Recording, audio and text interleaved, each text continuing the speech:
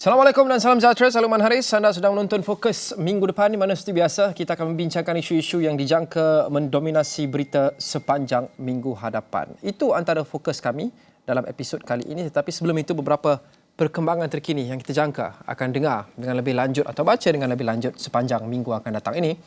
Antaranya penjawat awam dikehendaki melengkapkan program pembelajaran AI untuk rakyat sebagai langkah untuk memastikan peningkatan kesedaran mereka terhadap penggunaan teknologi termaju.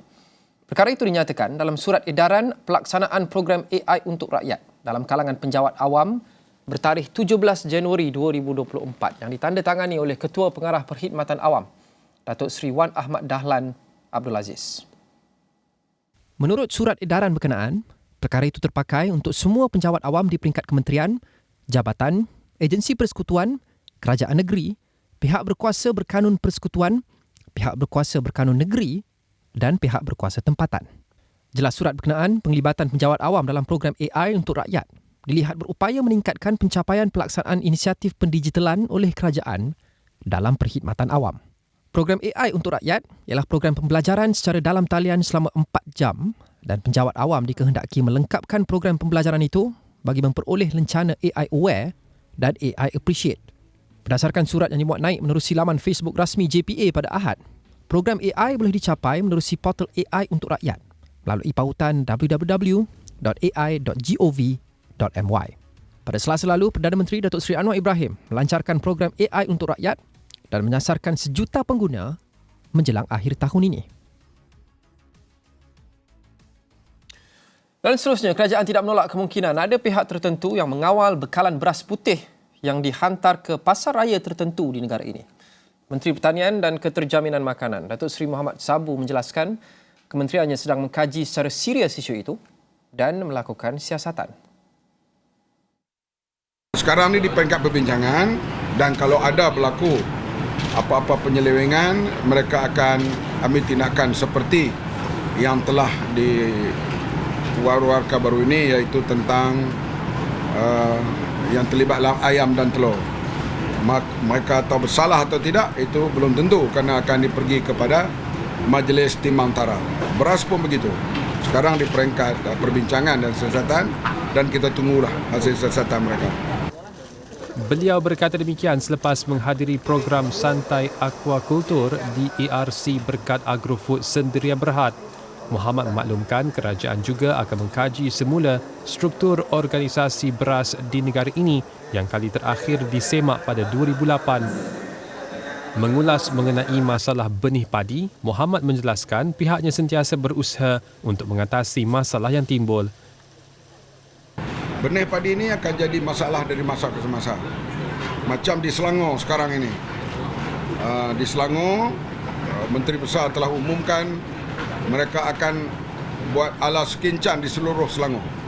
Artinya di antaranya tanam padi yang lebih bersistem dan benih padi saya akui sentiasa dalam permasalahan dan kita akan menangani masalah itu cara yang paling terbaiklah yang kita cuba, insya-Allah. Sebelum ini, terdapat dakwaan bahawa benih padi yang dibekalkan tidak bermutu dan menyebabkan hasil padi tidak meningkat. Sementara itu, Kementerian Kemajuan Desa dan Wilayah akan mengeluarkan borang bagi membantu masyarakat luar bandar dan desa mendaftar dalam sistem pangkalan data utama atau PADU secara manual. Timbalan Perdana Menteri Datuk Seri Ahmad Zahid Hamidi yang juga Menteri Kemajuan Desa dan Wilayah berkata, perkara itu akan dilakukan dengan menggerakkan pihak Jabatan Kemajuan Masyarakat atau KEMAS dan ketua-ketua kampung bagi membantu golongan berkenaan. Jelas beliau, pendaftaran secara manual itu akan dilakukan sesegera mungkin bagi menentukan kumpulan sasaran. Katanya borang tersebut disediakan kerana tidak semua yang boleh mendaftar secara dalam talian. Pendaftaran PADU dibuka kepada orang ramai sehingga 31 Mac ini dan pengguna boleh mengemas kini dan mengesahkan 30 butiran peribadi termasuk nombor kad pengenalan, bilangan isi rumah dan alamat kediaman. PADU yang dilancarkan oleh Perdana Menteri pada 2 Januari lepas menjadi sumber primer kerajaan dalam pengagihan subsidi dan penyaluran bantuan secara bersasar.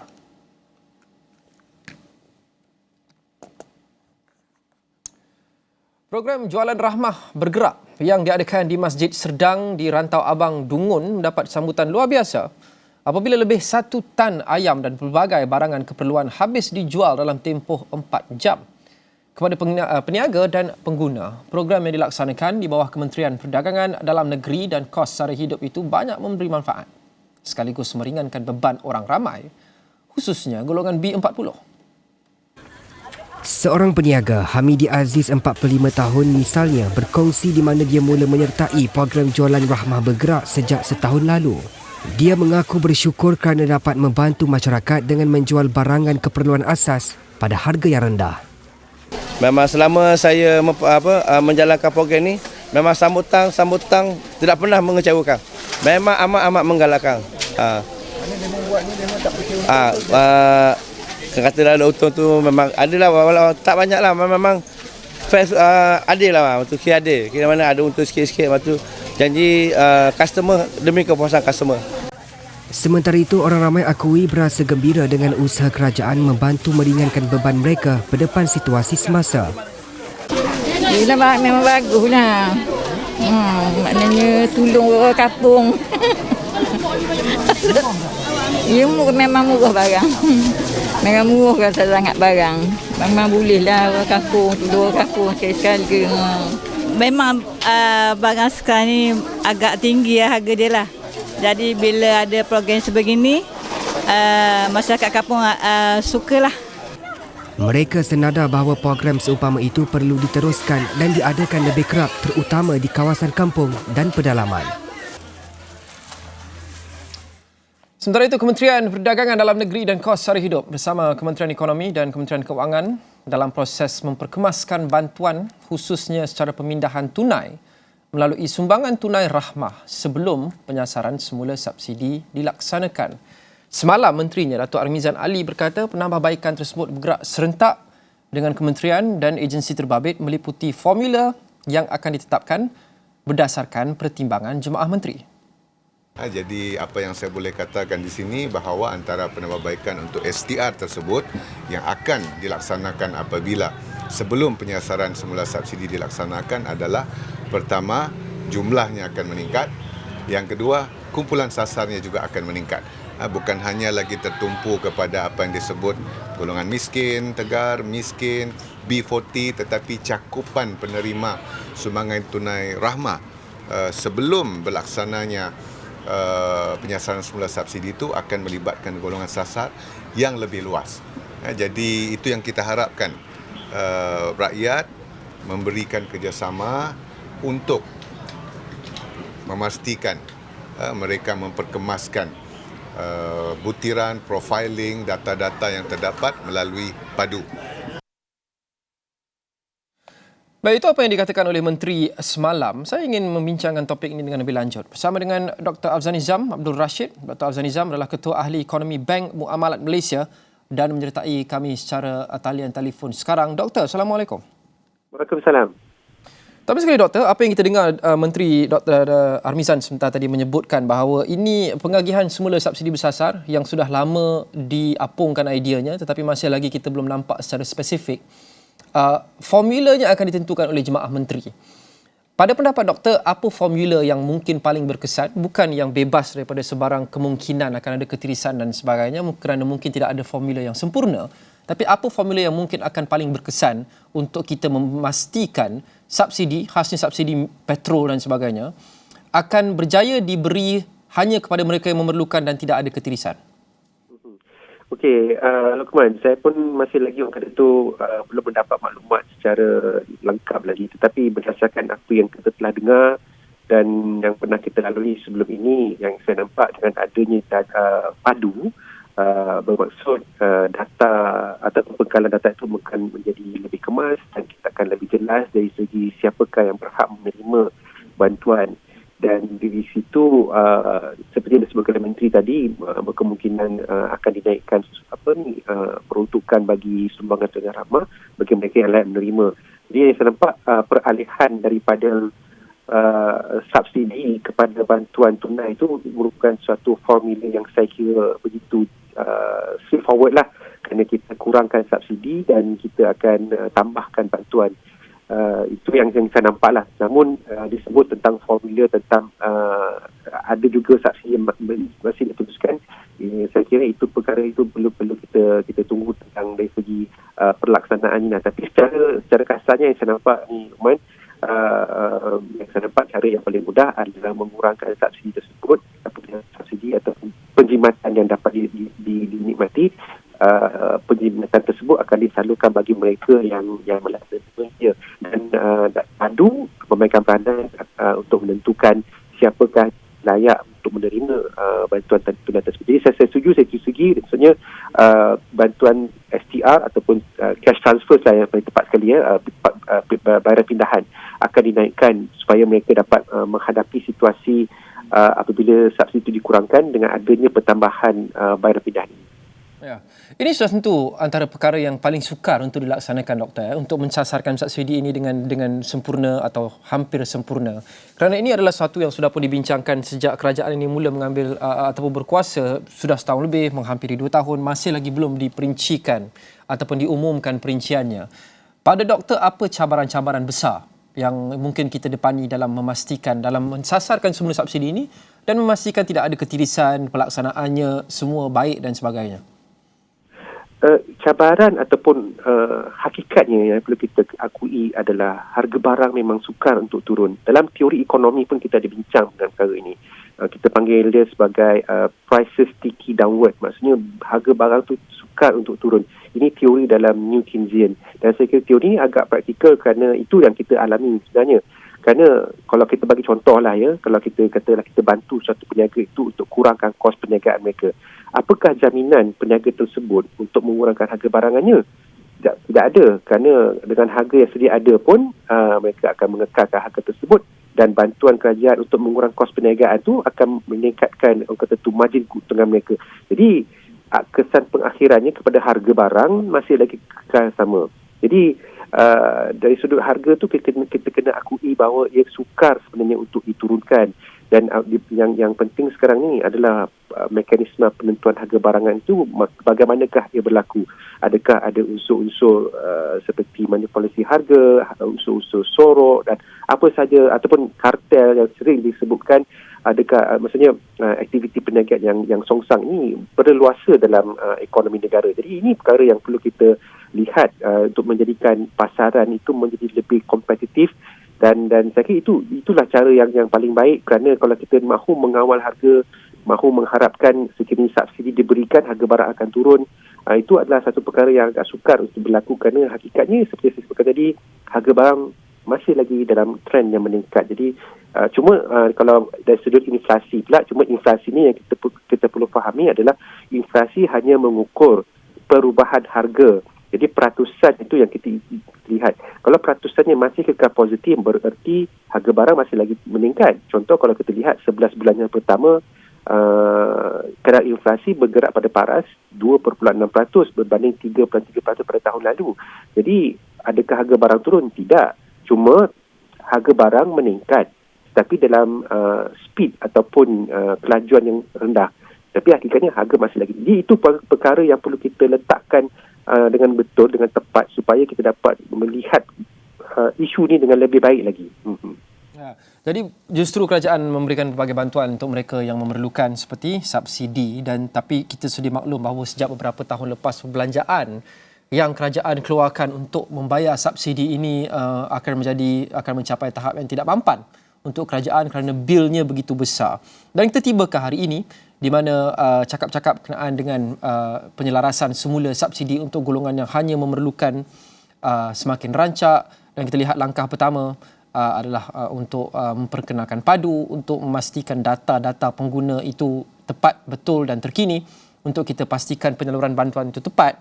Tetapi saya ingin kembali juga kepada apa yang Dato' Armizan sebut sebentar tadi, bahawa sebahagian daripada penyelarasan semula atau penambahbaikan sumbangan tunai yang dilaksanakan ini untuk menyasarkan semula subsidi adalah ia juga akan menyaksikan kumpulan sasar penerimaan ataupun penerimaan tunai akan meningkat.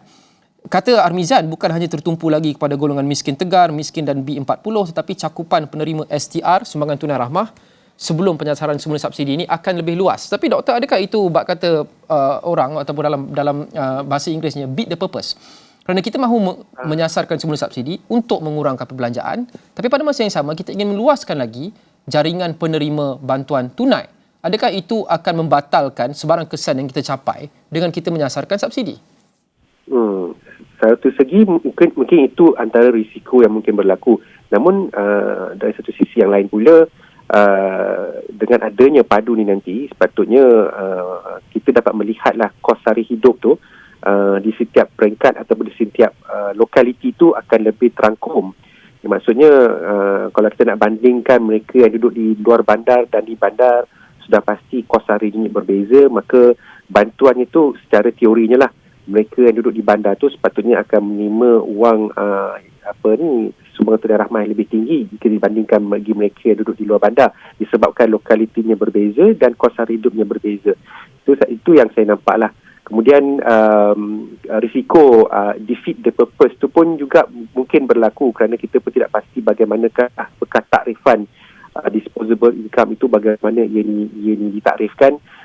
Kita tidak mahulah bagi mereka yang orang kata tu berkeadaan dan boros dan sebagainya, itu pula yang mendapat bantuan. Jadi saya kira akan ada lagi lah pertimbangan supaya bantuan itu akan dapat diperhalusi. Cuma yang saya dapat lihat, seperti yang saya sebutkan pada awal tadi, bantuan dapat ditingkatkan. Mungkin mereka yang menerimanya itu mungkin dapat diperluas dari segi golongan yang menerimanya, dan ini boleh berlaku apabila terdapat pengurangan subsidi. Subsidi yang dikurangkan, penjimatan tersebut akan disalurkan kepada golongan yang menerima, yang layak menerima bantuan tersebut. Baik. Doktor, kita akan berehat seketika. Kita akan sambung perbincangan ini selepas ini.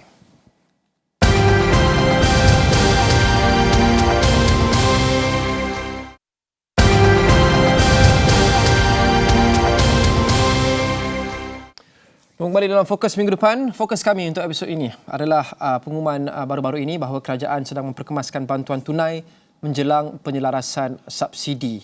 Dan saya mau sambung perbincangan bersama dengan Dr. Afzal Nizam Abdul Rashid, Ketua Ahli Ekonomi Bank Muamalat Malaysia, berkenaan dengan bagaimana kerajaan ingin melaksanakan satu langkah yang dilihat agak mencabar ini, dan belum kita lihat perinciannya selepas hampir setahun lebih, iaitu untuk menyasarkan semula subsidi, khasnya subsidi petrol dan sebagainya, kepada golongan yang benar-benar memerlukan dan bukan subsidi pukal yang memberikan manfaat kepada golongan yang kaya. Dan kerana ini meningkatkan bil kerajaan untuk menampung subsidi ini setiap tahun yang sudah pun mencecah puluhan bilion ringgit. Jadi Dr. Afzal Nizam, kita berbincang berkenaan dengan bantuan tunai dan penyelarasan subsidi. Dan sebentar tadi, awal tadi doktor ada membayangkan bahawa ini adalah satu perkara yang sukar untuk dilaksanakan, dan juga harga barangan itu adalah sesuatu yang sukar untuk turun. Itu adalah lumrah ekonomi pada bila-bila masa sahaja di seluruh dunia. Adakah langkah-langkah yang kita laksanakan setakat ini, bukan sahaja kerajaan ini, tapi kerajaan-kerajaan terdahulu seperti subsidi, bantuan tunai dan sebagainya, mungkin lebih bersifat jangka pendek? Dan apa langkah jangka panjang, pelan jangka panjang yang kita perlu lihat untuk mengurangkan kos sari hidup rakyat? Pelan jangka panjang yang saya nampak adalah untuk kita bergerak kepada mekanisme penentuan harga secara pasaran lah. Maksudnya kita bergantung kepada mekanisme pasaran untuk menentukan harga barangan. Jadi kalau itulah caranya, saya itu cara ataupun penyelesaian lebih tuntas lagi, kerana kita akan bincang tentang bagaimana kita nak mewujudkan mekanisme pasaran yang lebih cekap. Ini bererti kita akan berbincang tentang pembinaan kapasiti ataupun capacity building. Maksudnya adakah peniaga kita ini mempunyai skill set yang boleh mengeluarkan barangan dan perkhidmatan yang diperlukan oleh rakyat, dan apakah skala ekonominya, adakah barangan itu dapat dihasilkan secara timely dan sebagainya. Jadi dia akan itu dari segi penawaran lah, dan adakah regulation yang sedia ada ni mampu untuk menggalakkan lagi aktiviti keusahawanan. Dari segi pasaran buruh pula, kita akan bercakap tentang adakah orang kata tu buruh yang kita ada ni mempunyai kemahiran yang tinggi, dan adakah dia dibayar setimpal dengan kemahiran yang mereka perolehi dan sebagainya. Jadi banyak sisi-sisi yang akan kita perlu lihat sekiranya kita nak kembali kepada orang kata tu mekanisme pasaran untuk menentukan harga barangannya. Dan pada masa sama juga kerajaan perlu meningkatkan bagaimana mereka memantau harga barang, memantau amalan-amalan perniagaan supaya berlaku satu amalan perniagaan yang telus dan juga adil. Jadi itu merujuk kepada enforcement lah ataupun penguatkuasaan undang-undang yang sedia ada. Jadi banyak sisi-sisi yang kita perlu lihat untuk jadikan pasaran ekonomi yang secara bebas ni akan lebih orang kata tu terangkum dan sebagainya. Itu saya rasa itulah arah yang patut kita tujui, namun ia perlu memakan masa lah. Ya, mesti disebutkan tadi ada orang kata proses-proses untuk pembinaan kapasiti dan sebagainya. Benda ni akan memerlukan masa untuk kita hasilkan. Jadi sepatutnya itulah hala tuju yang perlu kita letakkan supaya harga barang tadi itu dan tingkat pendapatan juga akan berinteraksi secara adil. Mungkin untuk kita membenarkan harga barang yang ditentukan oleh paras pasaran, termasuk minyak dan sebagainya, itu adalah satu yang baik untuk keuangan kerajaan dan keuangan negara. Tetapi doktor, tidakkah itu akan meningkatkan beban kepada rakyat, khasnya M40 dan B40 yang kini terbuka dan terdedah kepada pergerakan pasaran untuk harga-harga barangan keperluan mereka tanpa sebarang perlindungan? Betul. Itu saya rasa kalau sebarang bentuk perubahan, saya rasa ia tidak boleh berlaku secara orang kata tu mendadak. Ia perlu orang kata tu berlaku secara beransur-ansur, dan saya kira kalau berlaku pengurangan subsidi, sebaik-baiknya berlaku keadaan dalam yang perlahan. Tetapi dalam pada masa yang sama ia perlu konsisten. Dan pada masa yang sama juga dari segi komunikasi kepada rakyat kenapa dasar ini dilaksanakan perlu diperhebatkan, perlu diperkasakan supaya rakyat faham tentang kenapa dasar ini dilaksanakan. Jadi kalau benda ini dilakukan, saya kira kesan sampingan itu dapat kita minimumkan apabila kita laksanakan suatu bentuk reformasi ini. Jadi doktor, secara sekurang-kurangnya secara teori, apabila kita sudah melaksanakan penyelarasan semula subsidi ini tahun ini, kita akan ada secara teorinya dana lebihan yang kerajaan jimat kerana tidak lagi perlu membelanjakan sebegitu banyak untuk memberikan subsidi pukal kepada semua. Kemanakah doktor berpendapat lebihan dana ini perlu disalurkan untuk mencapai matlamat yang sama, untuk meringankan beban kos sara hidup rakyat dan juga untuk meningkatkan kualiti hidup secara keseluruhannya? Okey, kalau saya diberi pilihan, mungkin kita perlu fokus pada tingkat orang kata tu jangka pendek. Kalau jangka pendek tu tak lain tak bukan kita akan tingkatkan bayaran pindahan seperti meningkatkan bantuan sumbangan tunai ramah supaya rakyat akan dapat dalam jangka pendek ni dapat mengurus keuangan kita dengan lebih baik dengan adanya bayaran tambahan daripada pihak kerajaan. Itu yang pertama. Kedua, untuk meningkatkan orang kata tu kualiti pendidikan, kualiti kesihatan dan juga infrastruktur, kerana perkara ini akan meningkatkan orang kata tu kadar produktiviti negara dalam tempoh pertengahan dan juga jangka panjang. Jadi perlu ada sisi jangka pendek, jangka panjang untuk kita laksanakan, dan lebihan dana itu dapat digunakan secara optimum. Itu yang saya nampaklah bagaimana kerajaan perlu mengambil kesempatan dalam hasil daripada reformasi ini. Ya, jadi penyelarasan semula subsidi sudah tentu secara atas permukaannya akan menjadi satu yang positif untuk kewangan kerajaan dan juga secara umumnya untuk ekonomi kerana ia meningkatkan dan melebarkan kapasiti kewangan kerajaan. Tapi doktor, adakah kebimbangan bahawa jika ini dilakukan kelak, ia akan merencat purchasing power, kuasa membeli rakyat yang juga mungkin memberi kesan kepada ekonomi dan mungkin melembabkan ekonomi kerana penggunaan atau pembelian domestik akan perlahan? Itu memang saya kira orang kata tu risiko ataupun satu trade-off yang mungkin berlaku. Namun perkara ini perlu dilaksanakan. Kalau kita biarkan sahaja, jawabnya sumber tadi itu tidak dapat digunakan dengan sebaiknya dan pengakhirannya keadaan yang lebih parah akan terus berlaku. Tapi apabila kita mahu mengubah sesuatu itu, sudah pasti akan ada dia punya trade-off-nya tadi itu. Jadi trade-off itu perlu diuruskan dan perlu diberitahu, perlu dimaklumkan, dan konsisten dalam pelaksanaan dasar juga penting supaya untuk menunjukkan suatu bentuk kredibiliti di peringkat rakyat secara umum dan juga golongan-golongan seperti golongan pelabur, golongan peniaga, supaya mereka boleh membuat satu perancangan yang lebih rapi lagi. Tidak orang kata tu risau tentang perubahan-perubahan dasar yang mungkin akan merencatkan perjalanan perniagaan mereka. Jadi itu saya kira suatu sudut pandang yang perlu diletakkan. Baik. Terima kasih Dr. Azani Zam Abdul Rashid, Ketua Ahli Ekonomi Bank Muamalat Malaysia, dan sudah tentu kami di Extra Hour ini akan terus membawakan kepada anda yang terkini berkenaan dengan langkah-langkah kerajaan ini, termasuk melalui rancangan kami Pantau Agenda Reformasi. Anda boleh ikuti semuanya. Sudah tentu di saluran 501 dan juga di astroawani.com, dan kami akan terus menyingkap isu ini dan juga segala dasar kerajaan yang akan memberikan kesan kepada rakyat dan juga negara dalam bulan-bulan dan juga minggu-minggu akan datang. Terus setia bersama saluran 501 Astro Awani. Dan itu saja untuk fokus minggu depan. Seperti biasa, maklumat lanjut anda boleh dapati di aplikasi kami dan juga di astroawani.com. Kita jumpa lagi. Assalamualaikum dan salam hormat.